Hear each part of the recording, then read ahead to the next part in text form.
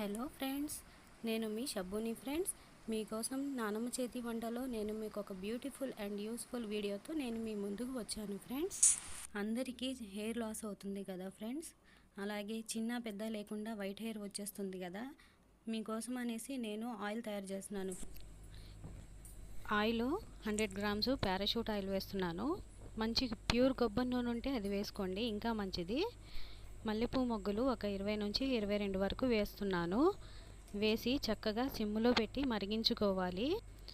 ఇప్పుడు చక్కగా పొయ్యి మీద పెట్టేసి సిమ్లో పెట్టుకున్నామంటే చక్కగా మరుగుతుంది ఫ్రెండ్స్.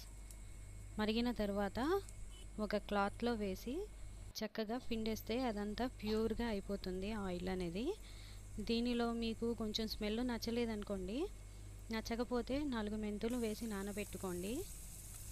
తర్వాత ఖర్జూరా ఉంటుంది కదా, అదైనా కానీ వేసి దీనిలో చక్కగా నానబెట్టుకోండి. ఇది డైలీ యూజ్ చేసుకోవచ్చు.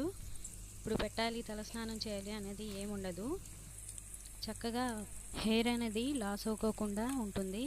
ముందు హెయిర్ లాస్ అవ్వడం తగ్గిపోతుంది, తర్వాత హెయిర్ గ్రోత్ అనేది బాగా పెరుగుతుంది ఫ్రెండ్స్. నా వీడియో కనుక మీకు నచ్చితే లైక్ చేయండి, షేర్ చేయండి ఫ్రెండ్స్.